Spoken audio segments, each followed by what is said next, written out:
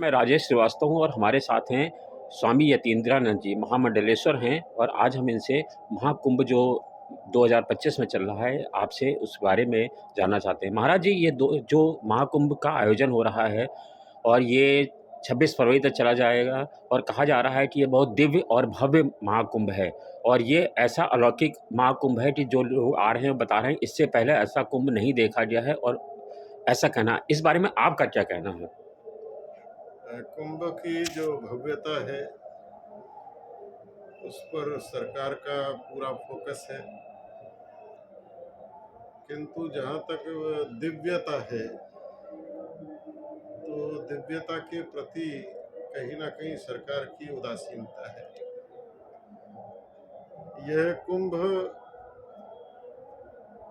साधु संत साधकों तपस्वियों का कुंभ है, ये व्यापार का कुंभ नहीं। जिस प्रकार से कुंभ को केवल व्यापारिक कुंभ बनाने की चेष्टा हो रही है तो वो बहुत उचित नहीं है। निसंदेह कुंभ से व्यापार होगा, लेकिन यहाँ कुंभ अपने आप में एक तीर्थ है। यहाँ तीर्थ की भावना प्रबल होनी चाहिए, यहाँ पर्यटन की भावना नहीं होनी चाहिए। कुंभ को एक अलौकिकता, साधना, तपस्या, सेवा और तीर्थ के रूप में विकसित किया जाए, न कि पर्यटन के रूप में विकसित किया जाए। पर्यटन क्षेत्र बढ़ने से या पर्यटन की भावना बढ़ने से कुंभ की जो आध्यात्मिक आत्मा है, जिसको दिव्यता कह रहे हैं, वह प्रभावित होगी। और इस कुंभ में व्यवस्थाएं बहुत अच्छी हैं, सब कुछ है, लेकिन बड़ी मात्रा में जो वीआईपी मूवमेंट है उसके कारण सामान्य भक्तों को, जो वास्तव में कुंभ करने आए हैं, उनको बहुत तकलीफ है। कुंभ में एक नियम बनना चाहिए कि यहाँ वीआईपी कल्चर समाप्त हो, बड़े से बड़ा आदमी भी एक सामान्य कॉमन व्यक्ति बनकर आए। यहाँ किसी को भी किसी तरह का प्रोटोकॉल नहीं होना चाहिए। आचार्य जी, ये जो आप चूँकि आचार्य हैं, महामंडलेश्वर हैं एक पीठ के और आपने कई सारे कुंभ को देखे होंगे। तो ये जो इस बार का कुंभ हो रहा है, कहा जा रहा है कि इसको जो है एक कुंभ को, एक उत्तर प्रदेश को एक नई दिशा मिलने जा रही है और सरकार यानी कि जिस जो आप बात कर रहे हैं उसी पर सरकार आगे बढ़ रही है, उससे 4 कदम आगे चल रही है। लेकिन कुंभ जो होता है, जैसे हमारी कई सारे शंकराचार्यों, कई सारे लोग आचार्यों से बात हुई तो उनका ये कहना है कि कुंभ जो है संतों के लिए होता है और इसमें जो है सरकार कैबिनेट की बैठक कर रही है, सरकार इसका लगातार व्यावसायिक उपयोग कर रही है। तो इससे जो संत आ रहे हैं, क्या उनकी भावनाओं को कोई ठेस पहुँच रहा है? और जो ये कहते हैं कि यहाँ पर संत आते हैं तपस्या के लिए, अखाड़ों पे जो लोग आते हैं, वो लोग आते हैं, स्नान करते हैं, ध्यान करते हैं, उस पे खलल पड़ रहा है। मैंने पहले ही कहा कि कुंभ को भव्य बनाने में पूरा जोर है, लेकिन कुंभ की जो दिव्यता है, पवित्रता है, उसके साथ खिलवाड़ है। और पहली बार ऐसा देखने में मिल रहा है कि साधु संत बहुत खुश नहीं है, छोटी छोटी व्यवस्थाओं के प्रति भी खुश नहीं है। जनसंख्या खूब आ रही है, वो तो आएगी, क्योंकि हर व्यक्ति चाहे कितना ही भी कष्ट क्यों ना हो, हमारी सांस्कृतिक विरासत है, लोगों की धारणा है कि एक डुबकी कुंभ में लगे, उसके लिए चाहे उनको 20 किलोमीटर पैदल चलना पड़े, चाहे कितना ही भी पैदल चलना पड़े। साधु संतों की नाराजगी कहीं ना कहीं कुंभ मेला प्रशासन से है, जी। क्योंकि पहली बार जो कुंभ मेला प्रशासन है वो बहुत ही नकारात्मक भाव का है और धार्मिक और आध्यात्मिकता से वो दूर है। पहले जो कुंभ होते थे तो कुंभ मेला प्रशासन के अधिकारी बराबर साधु संतों के आश्रमों में जाते थे, उनका हालचाल पूछते थे, और सरकार का ये धर्म भी है। जी। तो कहीं ना कहीं मेला प्रशासन केवल वीआईपीओं के ट्रीटमेंट में लगा है, उनकी व्यवस्था में लगा है। तो कुंभ का यह स्वरूप बहुत अच्छा नहीं है। जो यहाँ 5 स्टार कल्चर डेवलप हो रही है, वो निस्संदेह कुंभ की आध्यात्मिक और अलौकिकता को प्रभावित करेगी, क्योंकि जो पर्यटन की भावना से आया है उसके अंदर से वो वाइब्रेशन आध्यात्म का पैदा नहीं हो सकता। इसलिए इस कुंभ को भव्य बनाए, मेरी आपत्ति नहीं है, लेकिन इसकी दिव्यता भी बनी रहे, ऐसा मेरा सुझाव है। जी। स्वामी जी, आखिरी सवाल, जो इस बार का कुंभ है इसको डिजिटल बनाने के चक्कर में इसका जो प्रशंसा होनी चाहिए वो लगातार इसको तरह तरह की रील आ रही हैं, तरह तरह की चीज़ें आ रही हैं जिसको लेकर के कुंभ की भव्यता नष्ट हो रही है। इस पे आप लोगों को क्या संदेश देना चाहेंगे कि जो लोग कुंभ में आ रहे हैं वो आपकी तरफ से क्या चीज़ों को अपनाएं जिससे इसकी भव्यता बनी रहे? ये आने वाले श्रद्धालुओं के लिए प्रश्न है। देखो, डिजिटल का तो हमको मालूम नहीं है, क्योंकि हम कुंभ के एक बड़े महत्वपूर्ण सेक्टर में हैं जिसको 18 सेक्टर कहते हैं। जी। यहाँ पर कोई वाईफाई की सुविधा दूर दूर तक नहीं है। अब वो कैसा डिजिटल है मुझे नहीं मालूम, लेकिन एक पर्टिकुलर एक सीमित क्षेत्र को इतना ज़्यादा हाईलाइट करके प्रचारित किया जा रहा है, दुनिया में दिखाया जा रहा है, और इस सारा जो ये भव्यकरण हो रहा है, इसका व्यवसायीकरण हो रहा है, उसका दुष्परिणाम यह है कि पूरी दुनिया में कुंभ का केवल 3 संदेश गए हैं। एक संदेश गया है कि कोई आईआईटी का था, नशेड़ी था, वो कहीं साधु बन गया जी। लाखों की भीड़ में जी। और उसको अखाड़े ने निकाल भी दिया, जी। लेकिन पूरी दुनिया में वो प्रचारित हुआ है। जी। ये डिजिटल है।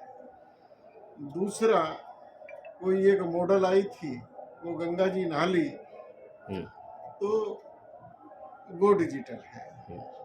और एक कोई बंजारा जाति की बेचारी लड़की है, थोड़ा उसकी आंखें नीली नीली हैं। ये तीन संदेश पूरी दुनिया में गए कि कुंभ में है। यहाँ लक्ष्य चंडी महायज्ञ हो रहे हैं, सहस्त्र चंडी महायज्ञ समग्र विश्व के कल्याण के लिए हो रहे हैं।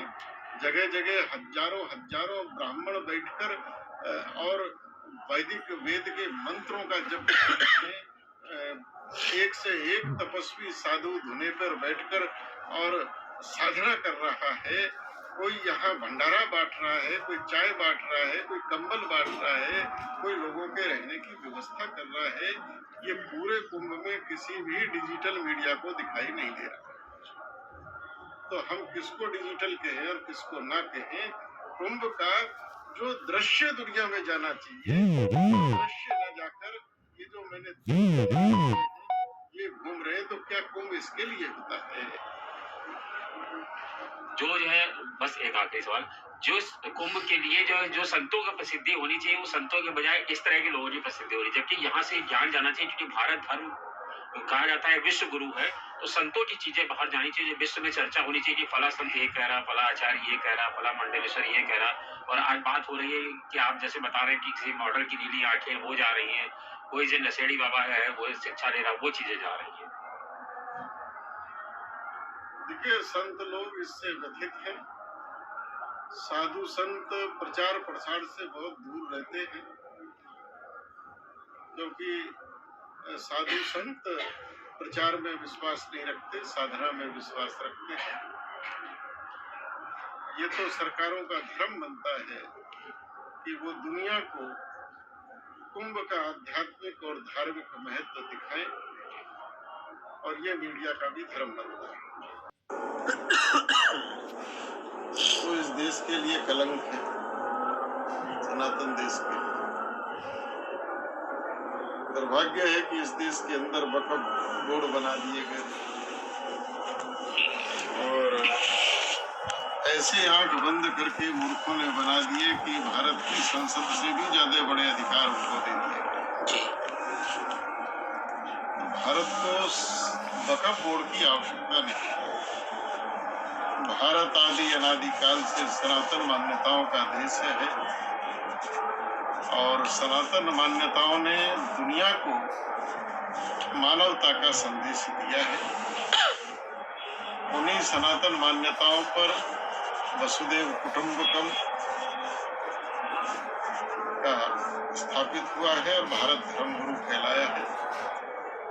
तो भारत के समस्त साधु संतों की ये भावना है कि इस देश के अंदर एक सनातन बोर्ड का गठन हो और हम लोगों ने ये कहा है कि यहाँ एक बड़ा अनुष्ठान हो रहा है और उस अनुष्ठान को हम लोग यहाँ कर रहे हैं और उस अनुष्ठान के जो यजमान हैं वो मुख्यमंत्री और प्रधानमंत्री हैं। ये अनुष्ठान पूर्ण होगा कुंभ का और पूर्ण होने के बाद यजमान दक्षिणा देता है। हम भारत के प्रधानमंत्री और इन सब से ये मांग करते हैं कि दक्षिणा में हमको सनातन बोर्ड दे तो हमारा हम धन्य हो जाएंगे। सनातन बोर्ड इस देश में बनना चाहिए। महाराज जी, यहाँ प्रदेश की बात करें तो पूज्य योगी आदित्यनाथ जी, केंद्र में मोदी जी, लेकिन चाहे धर्मांतरण हो, लव जिहाद हो या गौ हत्या, ये अभी भी उसी तरह से जो है इस पर नियंत्रण नहीं है। इस पर क्या कहेंगे? योगी जी ने बहुत प्रयास किया है रोकने का और योगी जी का बुलडोजर फार्मूला बड़ा सक्सेस भी हुआ है, लेकिन दुर्भाग्य से कई जगह भारत का सुप्रीम कोर्ट चूंकि पुराने कानून, पुरानी व्यवस्था और उसमें टांग अड़ा देती है। योगी जी का रास्ता तो ठीक है। न्यायालय को इस बारे में सोचना चाहिए क्योंकि दुष्ट के साथ सठे साठ्यम समाचारे, दुष्टता का ही व्यवहार दुष्ट के साथ करना चाहिए। सामाजिक हिंदुओं को आपका क्या संदेश? कुंभ से बढ़कर सामाजिक समरसता कुछ नहीं है। कुंभ परिक्षेत्र में आने से पहले आदमी मैं गरीब हूँ कि मैं अमीर हूँ, क्या हूँ, वो सब बाहर रख देता है। मैं किस प्रांत का, किस जाति का, किस उसका हूँ, सब बाहर है। यहाँ से बड़ा कोई सामाजिक समरसता का संदेश नहीं हो सकता। यहाँ सब एक पंक्ति में बैठकर खा रहे हैं, एक ही घाट पे सब स्नान कर रहे हैं। इससे बड़ा सामाजिक समरसता का कोई भी प्रमाण नहीं हो सकता।